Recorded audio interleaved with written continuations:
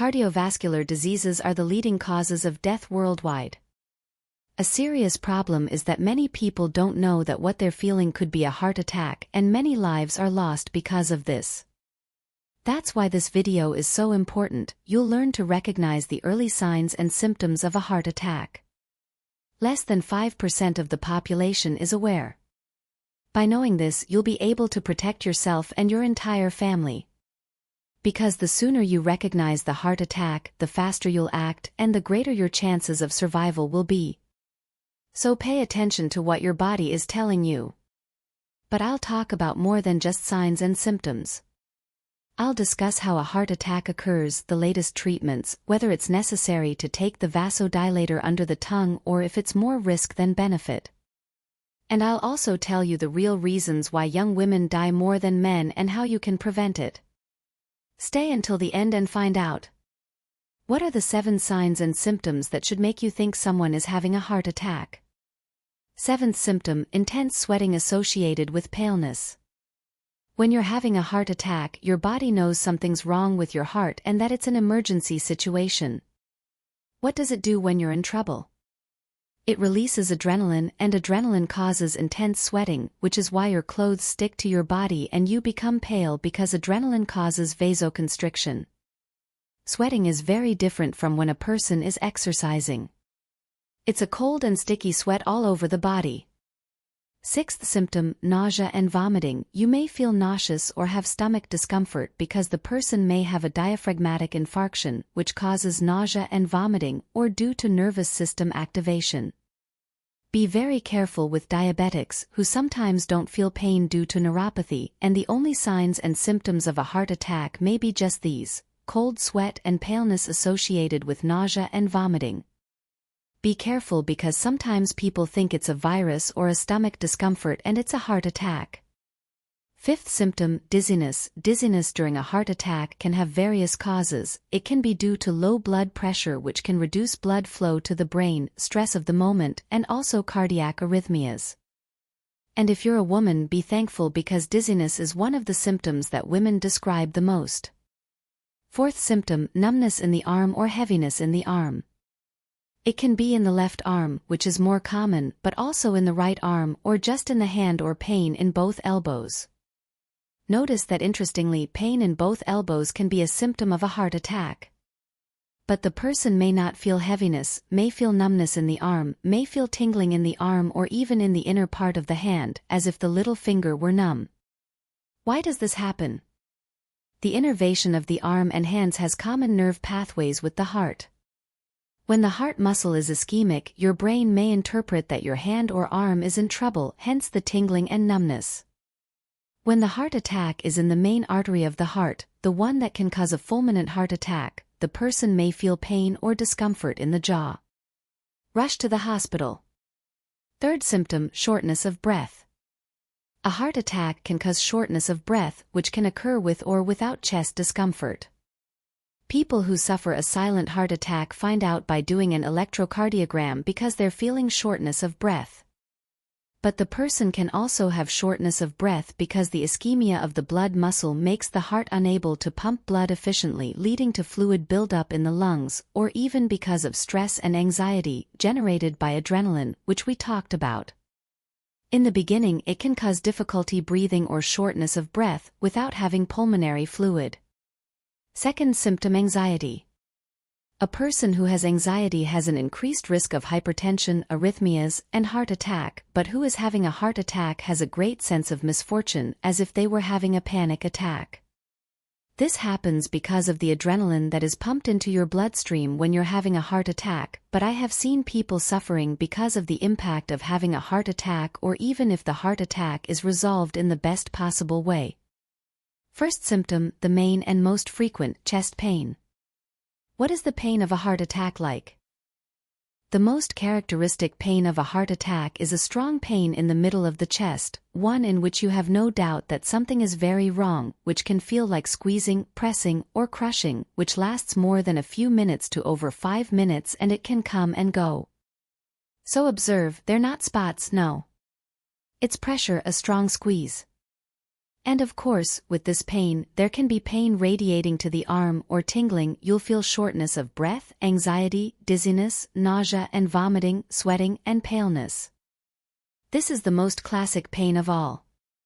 But our body doesn't follow what the books say. Some people feel burning in the stomach ache. The pain, instead of being strong, can be mild, and diabetics may not feel pain. If you or someone you know has any of these symptoms, with the most characteristic being the pain, don't let it pass. Don't wait for it to pass. You have to go to an emergency room, the closest one to your home. You can't waste time. If you get to the hospital quickly, the damage to the heart muscle may be mild, which means you may have a good life ahead, without limitations. Now if you feel unwell, hoping to get better, taking medication at home, because you think it's gas, sparkling water, the damage can be worse than you imagine. And the first hour is the most critical. This is what we call the golden hour, where a person's survival is closely linked to the action they and their doctor take during the first hour of the heart attack. Most deaths from arrhythmia, from cardiac arrest, occur at this time. He dies because he doesn't make it to the hospital. Or arrives too late. Now these are the main symptoms. But I'll ask you a question. Are you enjoying the video? Like the video, subscribe to the channel, and share it with your friends. Many lives can be saved with your help. So share. Back to the video. How does a heart attack happen, do you know? The heart is a muscle that pumps blood to keep the body alive. But the heart also needs blood, and it's the coronary arteries that bring oxygen and nutrients to the heart. In a heart attack, there's a blockage of blood flow in one of these coronary arteries. The artery got clogged because of a ruptured fat plaque, atherosclerosis. Because of vasospasm, the artery contracts strongly, obstructing the flow, the fat plaques that for some reason rupture. When the fat plaques rupture, the platelets, which serve to stop bleeding, will try to stop it, resulting in the formation of a clot. A clot inside an artery blocked it completely. So sometimes the person did a test and saw that they had 30% plaque. A few months later he had a heart attack. It was when the plaque broke. It went from 30 to 100% blockage due to the plug made by the platelets. What causes plaque rupture? The person is stressed. Could break the plaque they already had in their heart. The person may be exerting themselves physically, pushing the refrigerator, starting with chest pain. You sleep less, the fat plaque breaks in the coronary artery, causing a heart attack. When the coronary artery obstructs, there is ischemia of the heart muscle. If blood doesn't arrive, what will happen? The muscle will be without oxygen. There will be ischemia, leading to the death of the heart muscle.